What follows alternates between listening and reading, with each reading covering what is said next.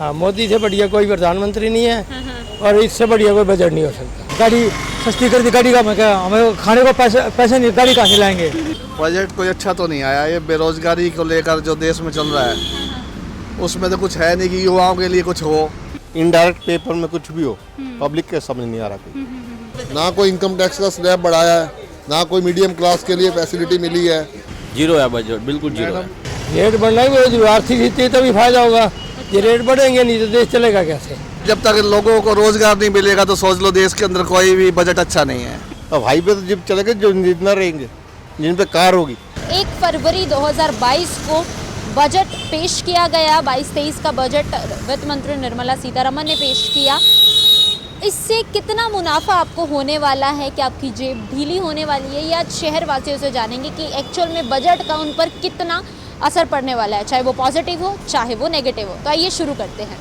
Budget आपने देखा था, कल का जो बजट आया था, तो कितना एक फायदा और नुकसान समझ रहे हैं होगा? बहुत फायदा होगा। क्या फायदा होगा? भविष्य में फ्यूचर इसका बहुत अच्छा है। अच्छा। हाँ जी, किसानों के लिए बहुत फायदा किया है। हाँ। और कर्मचारियों पेंशन में बढ़ा दी है। हाँ। उस पर टैक्स, जो टैक्स है कोई नया टैक्स नहीं लगा है। हाँ। और ये जो फ्यूचर है इसका नौजवानों को बहुत बड़ा, और सर्विसें हैं 60 लाख सर्विस देंगे नए साल में, उसका भी बहुत फायदा होगा। विपक्षी पार्टियों ने ये कहा है कि ये बजट कुछ भी नहीं है और बेरोजगारी की सीमा जो है हरियाणा नंबर 1 आ चुका है, तो उस बारे में क्या कुछ कहना चाहेंगे? विपक्ष तो अपोज ही करना है जी, कितना ही अच्छा बढ़ा लो। विपक्ष का तो काम ही होता है अपोज करना। अच्छा। हाँ, विपक्ष का भी करता फिर जितना मर्जी कर लो, विपक्ष का भी ये नहीं कहेगा कि अच्छा है जी।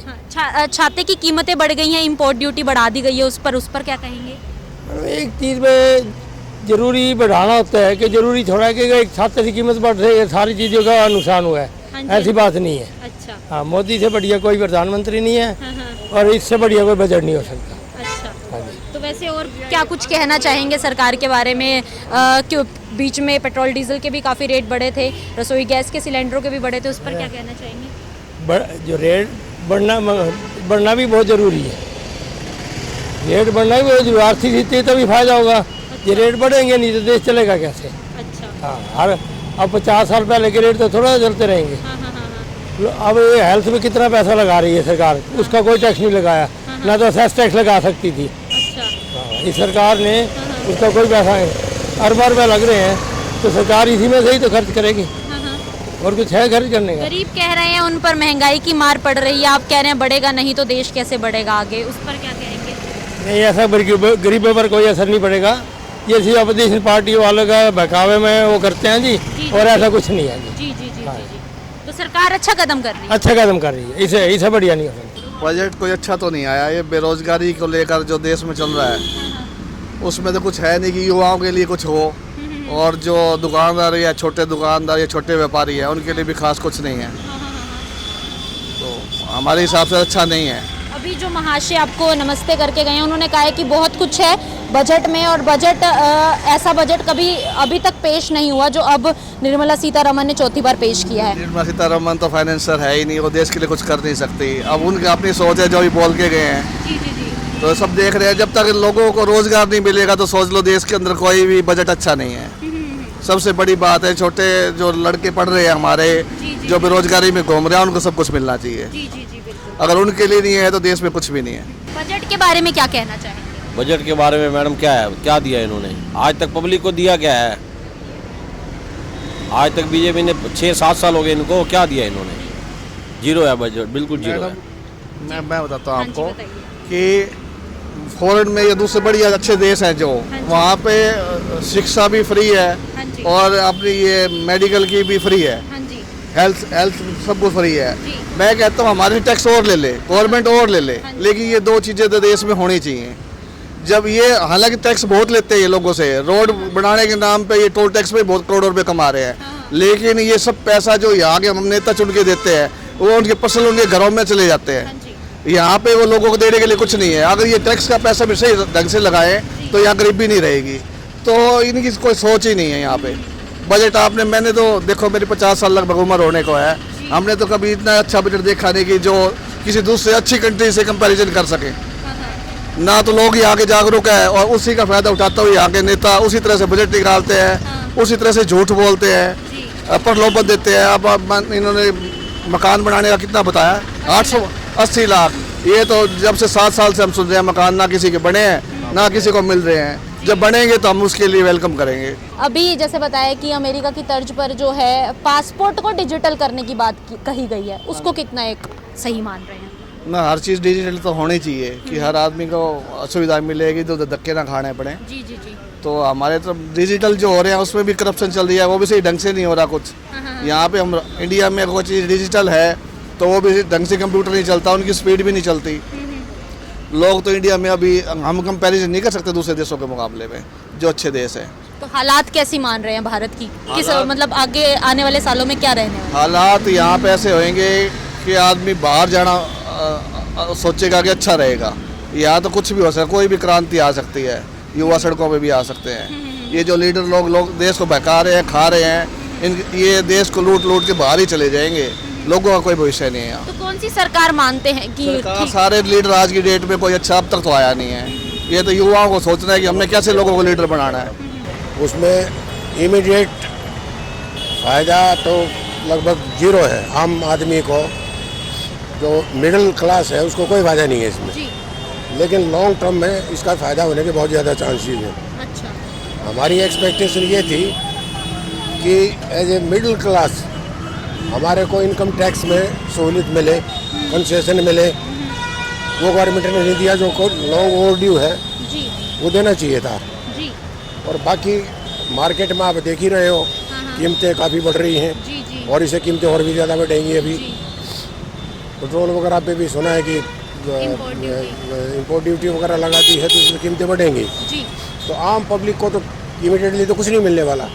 इंफ्रास्ट्रक्चर बढ़ेगा वो तो बात की बात है, उसमें फ़ायदा होगा। लेकिन आज तो कोई किसी को ज़्यादा फ़ायदा, आम आदमी को फ़ायदा मेरे को नहीं आता। और रोजगार के अवसर जो है सरकार कहने की बात कर रही है, और हरियाणा उसमें गोल्ड कॉइन हासिल कर चुका है बेरोजगारी में, तो उस बारे में क्या कहना चाहिए? अब बजट के हिसाब से, क्योंकि इंफ्रास्ट्रक्चर पे ज़्यादा जोर है, इंफ्रास्ट्रक्चर जब बढ़ता है जी तो रोज़गार डेफिनेटली बढ़ते हैं। पर ये इंफ्रास्ट्रक्चर आज तो नहीं बढ़ रहा, ये तो टाइम लगेगा। 1 साल लगेगा, 2 साल, 5 साल लगेंगे। तो आहिस्ता आहिस्ता तो रोज़गार क्रिएट होंगे। पर कोई कभी 6 महीने में हम इतने रोज़गार देते वो पॉसिबल नहीं है।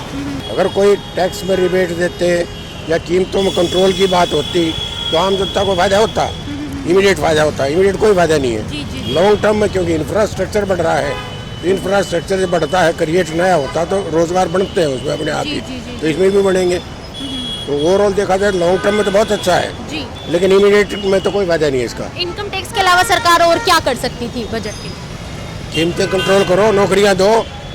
वो इमीडिएट तो नौकरियां नहीं मिल सकती, जॉब तो क्रिएट नहीं हो सकते कल वो। और खाली जो खासकर हरियाणा की बात करें, इतनी वैकेंसीज खाली पड़ी हुई है, कोई ना कोई बहाना बना देते हैं। अब ये इसलिए नहीं दे सकते, अभी कोर्ट में चलेगा, अभी फलाना हो गया। जब लास्ट ईयर आएगा, फिर एक साल जब रह जाएगा और इलेक्शन हरियाणा में जो नज़दीक आएंगे तो फटाफट भर्तियाँ चालू हो जाएंगी। बीच में रोक के रखती है गवर्नमेंट, किसी न किसी बहाने से रोक देती है। उस टाइम खोल देंगे क्योंकि उस टाइम पे वोट चाहिए। आज हरियाणा में इलेक्शन नहीं है तो नौकरियाँ ब्लॉक हो गई हैं, वैकेंसी ब्लॉक कर रखी है। वैकेंसी है, जॉब नहीं दे रहे गवर्नमेंट। ना कोई इनकम टैक्स का स्लैब बढ़ाया है, ना कोई मीडियम क्लास के लिए फैसिलिटी मिली है। हमें तो सिर्फ यानी इन्होंने वॉचर के रूप में समझा हुआ है। मीडियम क्लास दुकानदार जितने भी हैं उनके लिए सिर्फ फैसिलिटी नाम की कोई चीज़ नहीं है। दुकानदार के ऊपर जितना भी आएगा सारा वो बोझ दुकानदार पे डाल दो और वो उठाकर वो चाहे तो गरीब तबके को दे दो या जो इनको उचित समझता है सरकार उसको देती है। दुकानदार के लिए इसमें कुछ भी नहीं है। सरकार कह रही है कि बहुत फायदे का सौदा होने वाला है बजट का। सरकार तक फायदा आप सरकार को पता, आपने हमारे से हमारी राय पूछी है, हमने अपनी राय बता दी है। अब ये सरकार को सोचना है कि उसको मीडियम क्लास के लिए आगे आने वाले टाइम में, अब तो इस साल का बजट इन्होंने क्लियर कर दिया, अब अगले साल तक इंतजार करो। इनकम टैक्स का स्लैब 7 साल से नहीं बढ़ा, वो आज भी 2.5 लाख ही है, 2.5 लाख से स्टार्ट होता है वो। तो इसके अलावा सरकार से आप क्या एक्सपेक्टेशंस रख रहे हैं? ये व्यापारियों के लिए इनको कुछ सोचना चाहिए। व्यापार रीढ़ की हड्डी है, व्यापारी सारा टैक्स वो भरता है। दुकानदारों के ऊपर अब ये पीछे इन्होंने कोरोना के टाइम में भी दुकानें बंद कर दिया, 6 बजे का टाइम कर दिया, 7 बजे 2 साल वैसे कोरोना के चक्कर में निकल गए व्यापारियों के। अब उसके कारण और जो दुकानों में बंदे काम करते हैं उनकी रोजी रोटी डिपेंड करती है, किसी को हर तरीके से उसको नुकसान है। व्यापारी के लिए सरकार को स्पेशल स्कीम लेकर आनी चाहिए ताकि उसका हौसला भी बूस्ट हो और उसकी दुकान में जो बंदे कर्मचारी काम करते हैं उनको भी कम से कम उनकी भी रोजी रोटी पूरी तरीके से चलती रहे। क्या और होना चाहिए था? क्या एग्जाम्पल आप देना चाहेंगे कि सरकार ये कर सकती थी या ये नहीं करना चाहिए था? सरकार इस तरह मौका था सरकार के पास, अच्छा समय था, स्लैब बढ़ा सकते थे। आपकी जीएसटी कलेक्शन भी एक 38 लाख से ऊपर हो चुकी है। उसके ऊपर भी सरकार को सोचना, जब अपने आप ही व्यापारी टैक्स भर रहा है तो सरकार को व्यापारी के ऊपर भी सोचना चाहिए। आज जीएसटी के ऊपर भी इनके पास इतना अच्छा मौका था, 2 स्लैब बना सकते थे, 12 और 18 को कंबाइंड करके 15 कर सकते थे। ये 18% जीएसटी देने में व्यापारी को बहुत दिक्कत होती है। तो उसके लिए सरकार को अभी क्या कि अभी भी नेक्स्ट जीएसटी काउंसिल की जो मीटिंग होनी है उसमें भी ये स्टेप उठा सकते हैं। इनको हर महीने जीएसटी काउंसिल की मीटिंग होती है, उसमें 12 और 18 का एक स्लैब बना दे 15, कम से कम व्यापारी को 18 वाले को तो ये बेनिफिट मिल जाएगा। अब 12 वाला बेचारा फिर जो कहेगा वो कहेगा, उसकी मर्जी है। हमारा तो 18% है, हम तो चाहते हैं 15% में स्लैब डाल दीजिए, उससे हमारे को फायदा मिलेगा।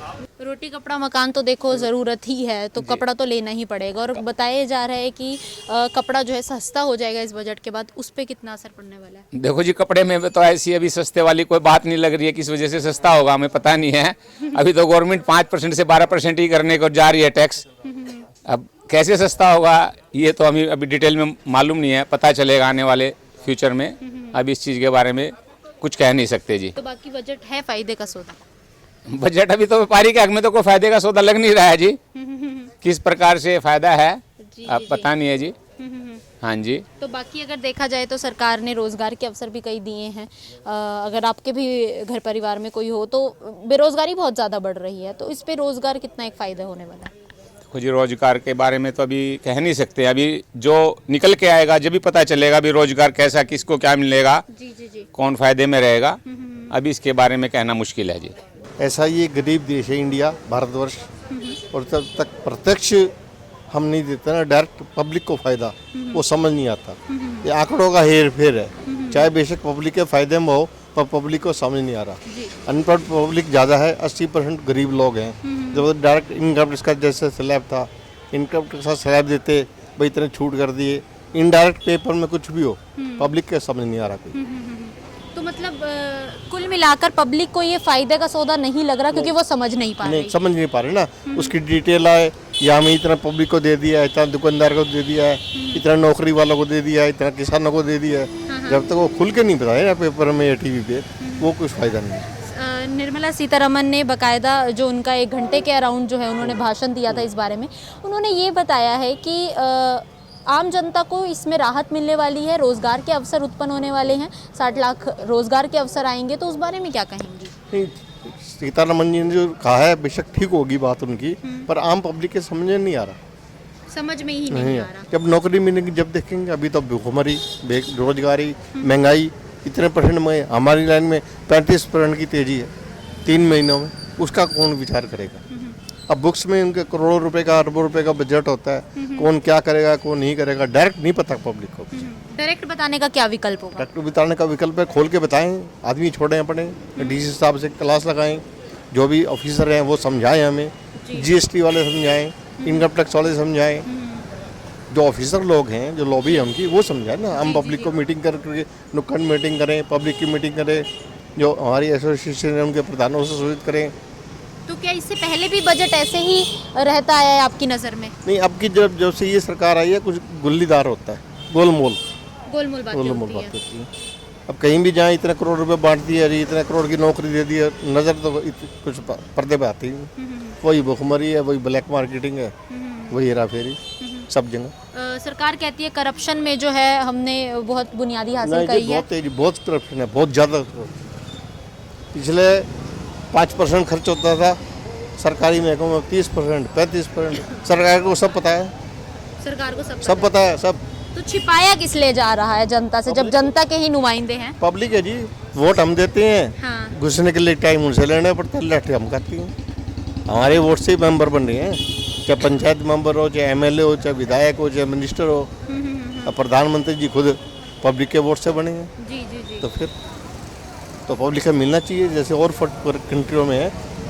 पब्लिक का एड्रेस करना चाहिए, उनको समझाना चाहिए, चाहे आप कितने पैसे खर्चो बाहर, कितनी यात्रा करो, हमें कोई मतलब नहीं है। जी प्रधानमंत्री है, खर्च भी करेगा, यात्रा भी करेगा, परंतु पब्लिक को तो देखो, अपनी इंडिया की पब्लिक कहाँ जा रही है। यहाँ तो शोर शराबा जीरो और बाहर चमकदार स्वच्छ देश हो गया, तरक्की होगी, सड़कें बन गई, वो तो अच्छी बात है, वो करते जाइए। पर आम पब्लिक को खबर तोड़ रखी है महंगाई। कई हजार किलोमीटर हाईवेज बनाने की भी बात इस बार की है। वो बनती रहे, वो सरकार का काम है, बनाओ वो। हाँ। अब हाईवे तो जब चलेंगे जो जितना रहेंगे, जिन पे कार होगी, 20 लाख की कार, 25 लाख की कार के लायक मैं हूँ। आम आदमी तो मरा पड़ा है, सड़ा पड़ा है। कितने % लोग कार में जाते हैं? बहुत कम आंकड़ा है। बहुत कम है आंकड़े में। अब इसीलिए सरकार को वोट दिए थे भाई, दूसरों से मुकाबला ना करेंगे, अपने आप बढ़िया काम करेंगे। बढ़िया काम पब्लिक में नजर नहीं आ रहा। तो क्या भारत की सरकार पर ही आप सवालिया निशान कर रहे हैं? भारतीय सरकार सवालिया निशान नहीं है, सवालिया निशान है, काम तो खूब हो रहे हैं, पर ऐसे हो रहे हैं जो पब्लिक को नजर नहीं आ रहा। 15,000 करोड़ 50,000 करोड़ खर्च कर दिए, आम आदमी के तो हिस्से में कुछ आया नहीं। GST और इनकम टैक्स तो 90% लोग दे रहे हैं ना। बिल्कुल। हम सभी पब्लिक, हमारे टैक्स से सरकारें बनती हैं, हमारे टैक्स से तरक्की होती है। आप भी देते हैं, आप भी उसमें हैं, मैं भी उसमें हूँ, ये भाई भी है, फोटोग्राफर, कैमरामैन, सारे उसी में है ना जी। जी जी जी ए से लेके जेड तक टैक्स देते हैं। जी। फिर पब्लिक को इतनी फैसिलिटी क्यों नहीं मिलती? चाहे सरकार कोई भी, उसका कोई मतलब नहीं। यानी कि अभी जैसे अब इन्होंने हमारी आइटम पे 28% GST है, हाँ जी। 18% GST है, 12% GST है, तो डाउन करें तो बात अलग है ना। अब 28% GST आप सामान लोगे तो आपको देना पड़ेगा। कहाँ गया वो जेब से? निकल गया। कितनी महंगाई है। पहले हमें एक ही सामान अपनी शॉप चलाने के लिए मान लो 50 लाख का स्टॉक है, तब तो 1 करोड़ का करना पड़ता है। इतना जो है आंकड़ा बढ़ चुका है। 40%। फिर ऊपर से ऑनलाइन बिजनेस, हमारी लाइन में तो बहुत बुरा हाल है ऑनलाइन का। बेका बिकाया सामान वापिस आता है, उनका मुकाबला बाजार वाले कर ही नहीं सकते। उसका अंकुश लगाना चाहिए, कुछ ऐसा कंट्रोल करना चाहिए, उनके रेट हमारे रेट में 1-2% का फर्क हो, 20-20%, 30-30%। अब अमेजन सारे दिन ऐड देता है, आपकी दुकान, आपकी दुकान, आपकी दुकान। हमारे पास पैसे ही नहीं है ऐड करने के लिए, कैसे लाएंगे? उनको तो फर्क पड़ता नहीं है, लॉस हो चाहे फायदा हो। यहाँ तो सब देखना पड़ता है ना इंडिया में। अब जैसे सरकार कह रही है डिजिटलाइजेशन हो रहा है, अब 2022 में बात की जा रही है कि RBI डिजिटल करेंसी भी लाएगा, उस पर उसमें मेरा ये है, RBI कुछ भी कर रही है, डिजिटल इंडिया बने, खूब तरक्की हो, अच्छा है, पर आम आदमी तो मरा पड़ा है, नहीं उसे डिजिटल का पता ही नहीं है। जी जी। अब कैश काउंटर पे कौन लाता है लेके? आम आदमी के पास तो कैश ही है ना, 100 रुपये, 200 रुपये, 500 रुपये सब्जी लेनी है, वेजिटेबल लेनी है, हर महीने उसमें परचूनी लेनी है। अब बड़े बड़े शोरूम बन जाए, बड़े बड़े हॉल बन जाए, बड़े बड़े ये अमेजन के, रिलायंस के, जियो खोल रहा है, क्या होगा? छोटे मोटे व्यापार पर घाटा पड़ेगा। जी जी। रेड़ा मजदूर है, रिक्शा वाले, आप उनकी काउंटिंग ही करना इंडिया में कितनी है। जो पैसे वाले लोग हैं उनकी काउंटिंग थोड़ी है, उनके लिए खूब करें, हमें कोई दिक्कत थोड़ी है, पर साथ तो आम पब्लिक का देना है ना जी। आम पब्लिक को दे, जिन्होंने वोट देने हैं, बड़े बड़े आदमी तो शायद वोट ही ना देने जाते हैं, वो तो देखिए उनकी पर्सनली होगी, वो उनकी पर्सनल बात है। तो मेरी तो सरकार से ही प्रार्थना है कि वो बजट को देखें, और अगर अच्छी बात करी है तो मुझे ही नहीं समझ में आया क्या किया क्या नहीं। मैं थोड़ा बहुत पढ़ा लिखा हूँ, और जो इलिटरेट आदमी तो क्या मतलब, उसको पता ही नहीं लग रहा। भाई बेनिफिट दिया है आपने, उसको एक्सप्लेन करना पूरा डिटेल में। जैसे कि आपने सुना कि कुछ लोग बजट 2022-23 के पक्ष में थे, तो वही कुछ लोग विपक्ष में भी नजर आए। सबने अपने विचार जो भी थे वो हमारे सामने साझा किए, और हम आपके सामने साझा कर रहे हैं। तो ज़रूर कमेंट कर बताइएगा आप बजट जो पेश किया गया है उससे कितना खुश हैं और कितना असंतुष्ट हैं। कैमरामैन हितेश के साथ गरिमा टाइम्स के लिए मैं रिंकी बत्रा, नमस्कार।